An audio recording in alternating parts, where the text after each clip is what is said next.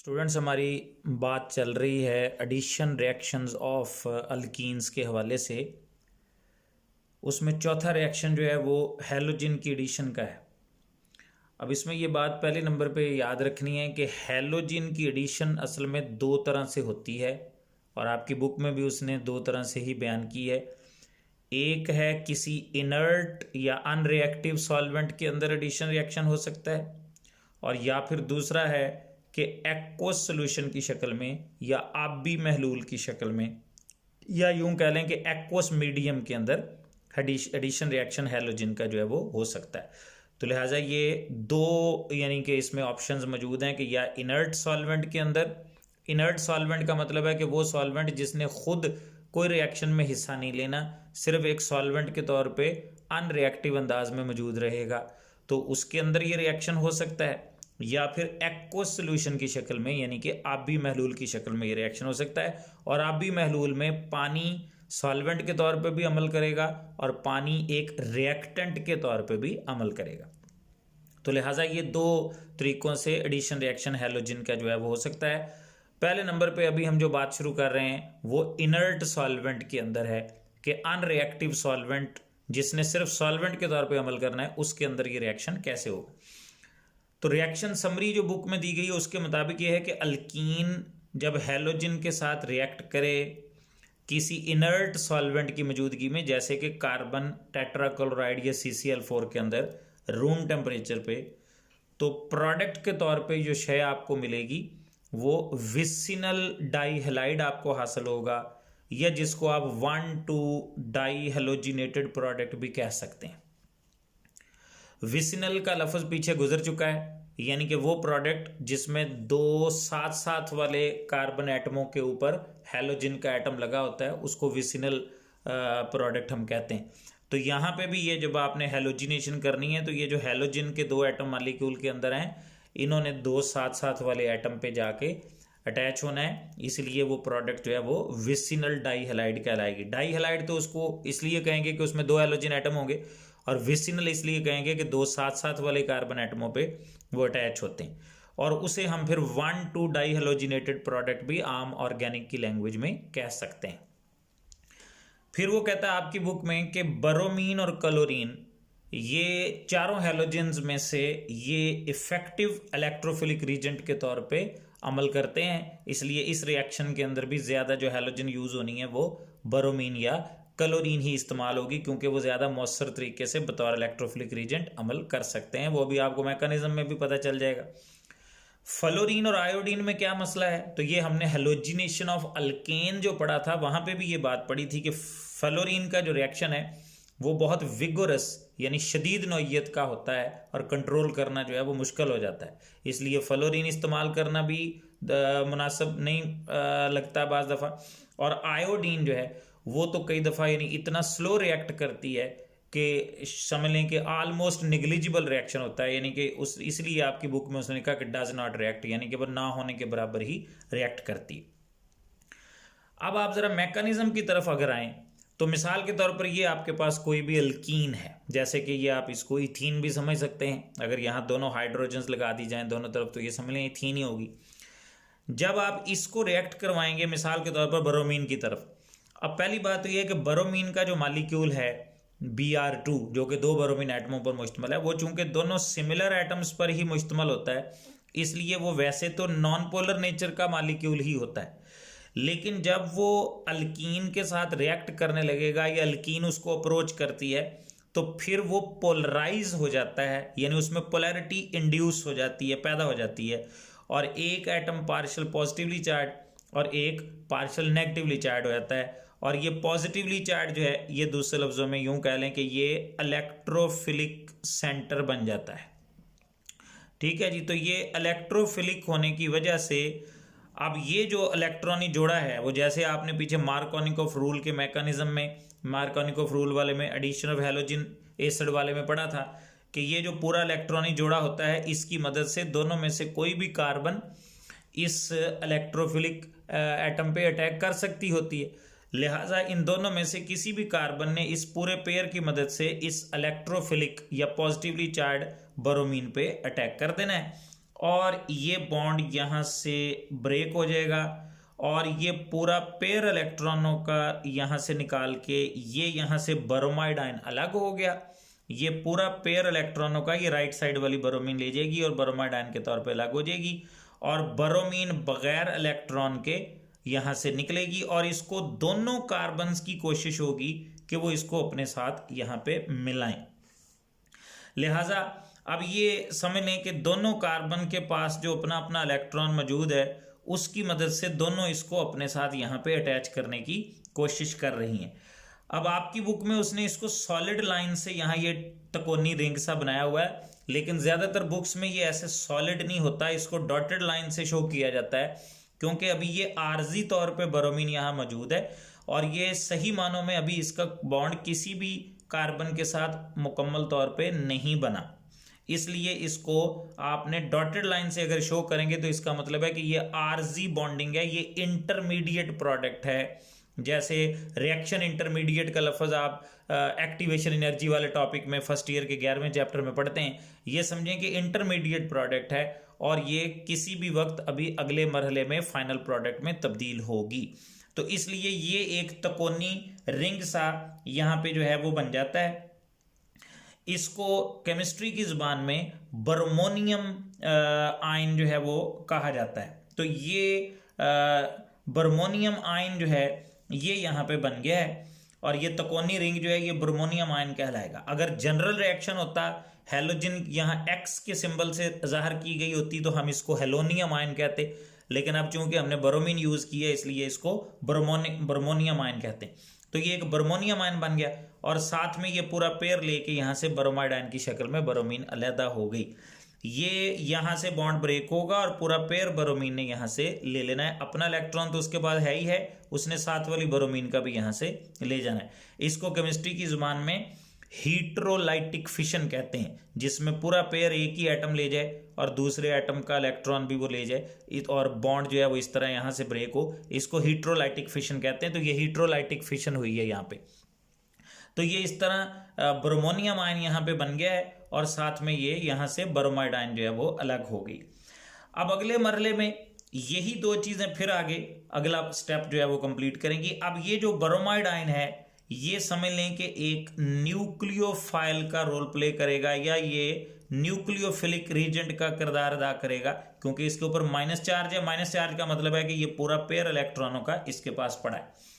अब ये इन दोनों में से किसी कार्बन पे भी अटैक करेगा और अटैक जब करेगा तो बैक साइड से अटैक करेगा और बैक साइड से अटैक करके ट्रांस प्रोडक्ट बनाएगा। मिसाल के तौर पर अगर ये कर दे इस लेफ्ट वाली कार्बन पे अटैक, तो इसके पास चूंकि ये पूरा पेयर इलेक्ट्रॉनों का, तो ये यूं पूरा पेयर यहाँ रख के खुद यहाँ अटैच हो जाएगा इसके साथ और ये बॉन्ड यहाँ से ख़त्म होके ब्रोमीन जो है वो राइट वाली कार्बन के साथ अटैच हो जाएगी। तो ये यूं ट्रांस प्रोडक्ट बन जाएगी। और अगर इसने कर दिया ये इस कार्बन के ऊपर अटैक, तो फिर ये यहाँ से बॉन्ड बनाएगा और ये वाला बॉन्ड ख़त्म होके ब्रोमीन सीधी होके यहाँ लग जाएगी और यूं ट्रांस प्रोडक्ट जो है वो बन जाएगी। लिहाजा किसी एक तरफ पे उसने अटैक करना है।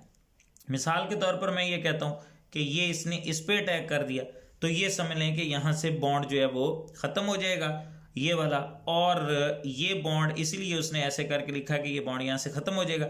बॉन्ड ख़त्म होने का मतलब ये है कि ये जो पूरे 2 इलेक्ट्रॉन थे, ये पूरे 2 इलेक्ट्रॉन जो हैं वो इधर आ जाएंगे और बॉन्ड इधर बनेगा। एक इलेक्ट्रॉन ये तो कार्बन के पास पहले से मौजूद है, ये वाला इलेक्ट्रॉन भी ब्रोमीन ला के, क्योंकि सिंगल बॉन्ड बनाने के लिए 2 इलेक्ट्रॉन तो चाहिए, तो लिहाजा ये वाला इलेक्ट्रॉन भी ब्रोमीन इधर से खींच के निकाल के अपना बॉन्ड यहाँ पे पूरा कर लेगी। अब आप ज़रा इसको गौर से देख के तो समझ सकते हैं कि ये कैसे बॉन्ड यहाँ पे बनना है। मिसाल के तौर पर अगर ये हमने ईथीन ली है, तो ये चले मैं यहाँ हाइड्रोजन लगा लेता हूँ। तो ये CH2 और CH2 ये दरमियान में सिंगल बॉन्ड। अब ब्रोमीन के पास ये जो पूरा पेयर था इलेक्ट्रॉनों का, उसकी मदद से ये वाला जो न्यूक्लियोफिलिक ब्रोमाइड आयन था उसने यहाँ बॉन्ड बना लिया और ये इलेक्ट्रॉन कार्बन के पास यहाँ पहले से ही मौजूद था ये वाला, और ये वाला इलेक्ट्रॉन भी ब्रोमीन यहाँ से ले आई और उसने यूं इसके साथ बॉन्ड बना के तो ये ट्रांस प्रोडक्ट आपके सामने यहाँ पे बना दी। तो इसको हमने शुरू में कहा था कि ये बनेगा विसिनल डाइहैलाइड या 1,2 डाइहैलोजिनेटेड प्रोडक्ट। अब इसका असल नाम जो है वो, अब नंबरिंग चाहे राइट से शुरू कर दें लेफ्ट से शुरू कर दें, क्योंकि 2 साथ साथ वाली कार्बन पे लगी हुई हैं, तो इसको हम कहेंगे 1,2 डाइब्रोमो ईथेन। तो ये फाइनल प्रोडक्ट जो है वो आपको हासिल हो जाएगी। इसका असल नाम 1,2 डाइब्रोमो ईथेन है और ये जनरली कहलाती है कि ये एक विसिनल डाइहैलाइड या 1,2 डाइहैलोजिनेटेड प्रोडक्ट जो है वो बन गई। मैकेनिज्म के नीचे लास्ट लाइन से उसने लिखा है कि ये एक टेस्ट के तौर पे इस्तेमाल होता है ये reaction for the detection of double bond, यानी ये पूरा रिएक्शन जो है ये डबल बॉन्ड की मौजूदगी चेक करने का एक टेस्ट है, या यूं कह लें कि अनसैचुरेशन चेक करने का ये एक टेस्ट है।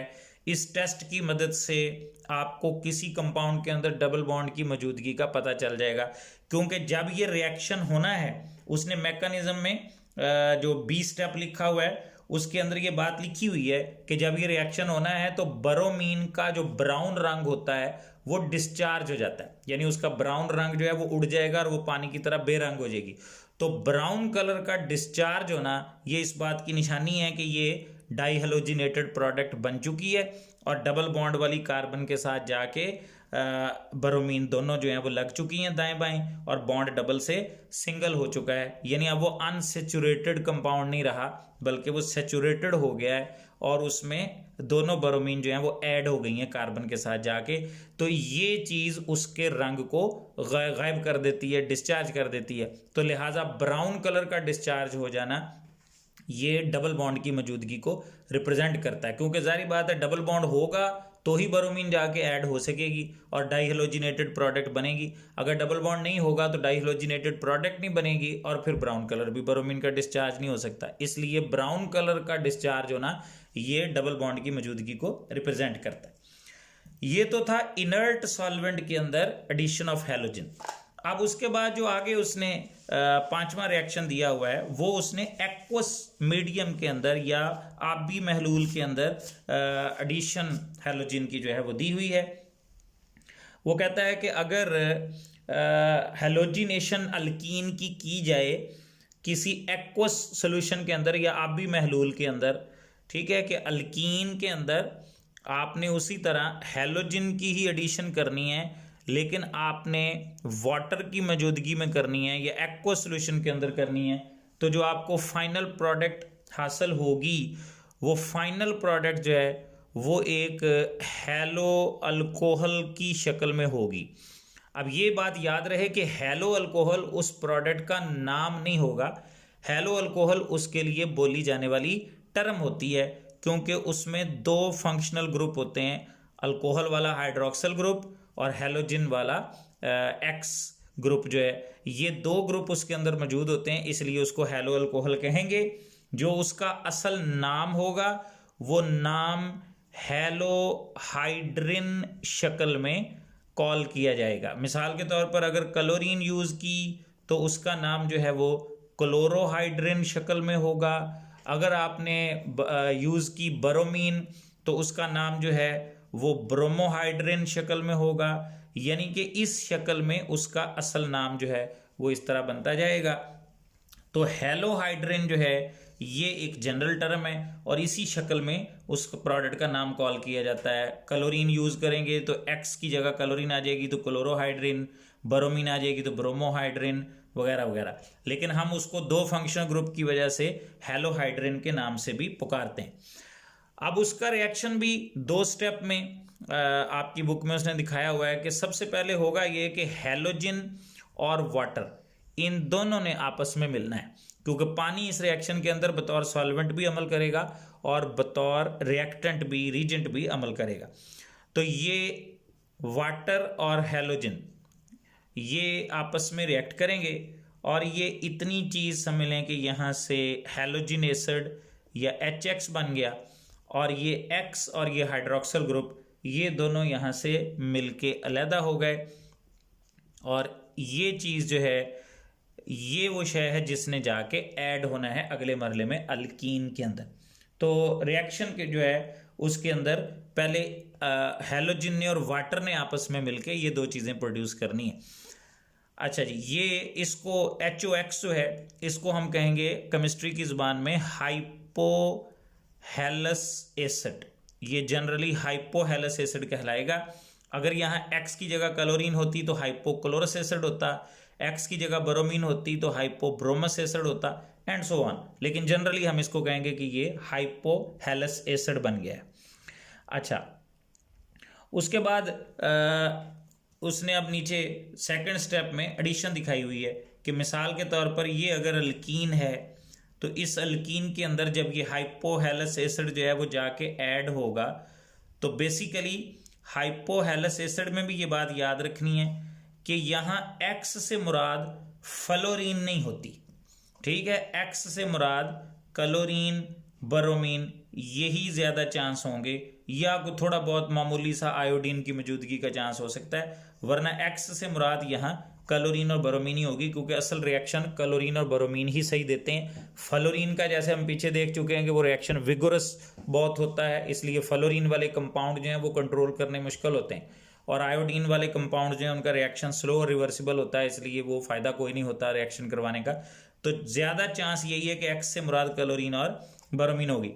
और अगर यहाँ X से मुराद क्लोरीन या ब्रोमीन है तो उसकी इलेक्ट्रॉनेगेटिविटी चूंकि हाइड्रोक्सिल ग्रुप की ऑक्सीजन से कम होती है, इसलिए इस पे पार्शियल पॉजिटिव और ये पार्शियल नेगेटिव चार्ज होगा। तो सिंपली एक तरफ हैलोजन जाके ऐड हो जाएगी और एक तरफ हाइड्रोक्सिल ग्रुप ऐड हो जाएगा, तो ये बॉन्ड डबल से सिंगल हो जाएगा और ये X इधर लग गया और OH इधर लग गया। तो ये आपकी फाइनल प्रोडक्ट जो है वो आपको हासिल होगी, और यही वो चीज़ है जिसको उसने कहा था कि ये क्या बन जाएगा, ये हेलोहाइड्रिन बन जाएगा। और अगर आप यहाँ क्लोरीन यूज़ करते तो ये क्लोरोहाइड्रिन होता, अगर ये ब्रोमीन यूज़ करते तो ये ब्रोमोहाइड्रिन होता। यहाँ पे उसने रिएक्शन समरी की दूसरी लाइन में भी लिखा है कि इस रिएक्शन के अंदर जो सॉल्वेंट है यानी कि वाटर है वो भी रिएक्टेंट के तौर पे अमल कर रहा है। और ये आप यहाँ देख रहे हैं कि ये बतौर रिएक्टेंट पहले हैलोजन के साथ रिएक्शन करके हाइपोहेलस एसिड जनरेट करता है, और वही हाइपोहेलस एसिड जो है वो अगले मरले में अल्कीन के अंदर ऐड हो जाता है। तो ये अल्कीन के एडिशन रिएक्शंस जो हैं वो यहाँ पे उसने बयान कर दिए हैं जी। उसके बाद आगे ऑक्सीडेशन की कैटेगरी जो है वो स्टार्ट हो रही है। अल्कीन की ऑक्सीडेशन में पहले नंबर पे है ऑक्सीजन की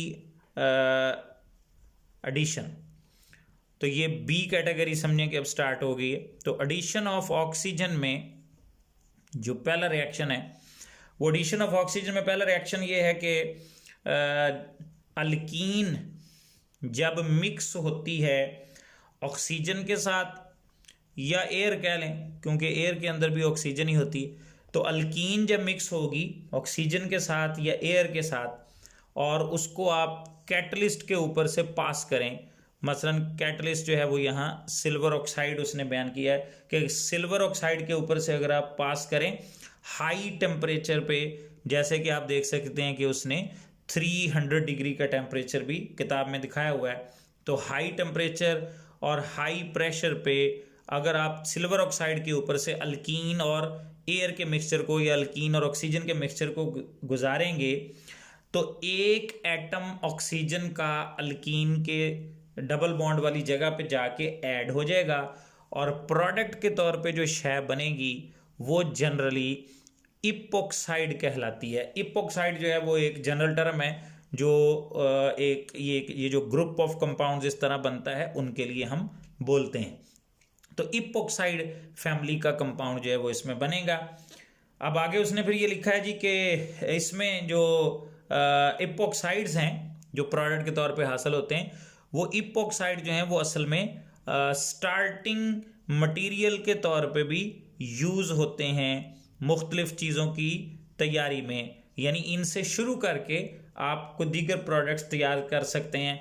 मसलन जैसे वो कहता है कि इंडस्ट्री लेवल पे अगर आपने ग्लाइकोल तैयार करना हो तो ग्लाइकोल की तैयारी इपोक्साइड से स्टार्ट करके भी की जा सकती है। वो ग्लाइकोल का जिक्र नेक्स्ट रिएक्शन में आएगा, इथाइलिन ग्लाइकोल उसने दी भी हुई है। तो इपोक्साइड अगर आप यूज़ करें स्टार्टिंग मटेरियल के तौर पे तो आप इससे ग्लाइकोल भी तैयार कर सकते हैं। बहरहाल अभी आप फिलहाल रिएक्शन ज़रा देख लें कि सपोज़ ये हमारे पास ईथीन है बतौर अल्कीन जो हमने ली है।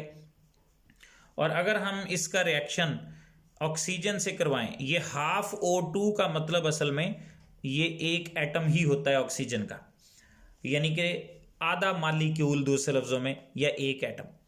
तो अब जब आप रिएक्शन करवाएंगे, आपको ये बात पता है कि कन्फिग्रेशन के मुताबिक ऑक्सीजन के पास 2 अनपेयर्ड या सिंगल सिंगल इलेक्ट्रॉन होते हैं जो कि वो बॉन्डिंग में इस्तेमाल कर सकती होती है। लिहाजा कार्बन कार्बन डबल बॉन्ड जो है वो ख़त्म हो जाएगा और कार्बन आपस का एक बॉन्ड ख़त्म करके वही बॉन्ड ऑक्सीजन के साथ जो है वो बना सकती हैं। ज़रा गौर और तवज्जो से इस बात को समझ लेना है। मिसाल के तौर पर ये दोनों कार्बनों ने यहाँ पे इलेक्ट्रॉन शेयर किए हुए थे।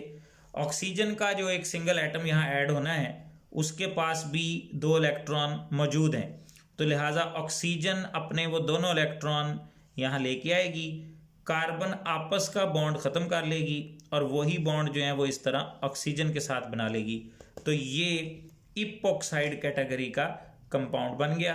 क्योंकि हमने इसको ईथीन से बनाया है और ईथीन का दूसरा नाम मैंने आपको नॉमेनक्लेचर में बताया था कि इथाइलीन होता है, इसीलिए इसका नाम इथाइलीन इपॉक्साइड कहा जा सकता है, या आप इसको इथीन इपॉक्साइड भी कह सकते हैं।